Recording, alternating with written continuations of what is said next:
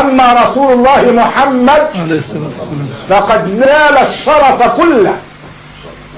زكى الله عقله فقال ما ضل صاحبكم وما غوى، وزكى لسانه فقال وما ينطق عن الهوى، وزكى وحيه فقال إن هو إلا وحي يوحى، زكى شرعه بهذا.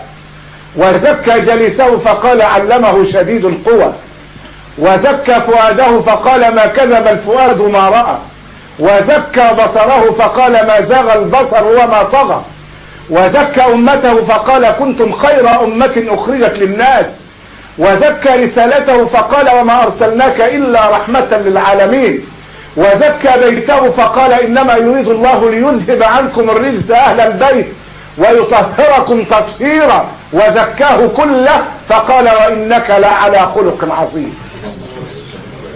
فهل مثل هذا النبي الكريم يخصص له يوم في السنة لنحتفل فيه بمولده؟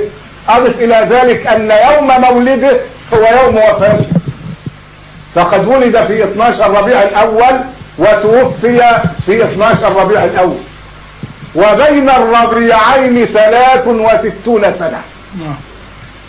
مثل هذا النبي إذا أردنا أن نحتفل به فلنحتفل بخلقه، فلنحتفل بسلوكه، لا نقيم له احتفالا في يوم، إنما يجب أن يكون احتفالنا به في كل يوم.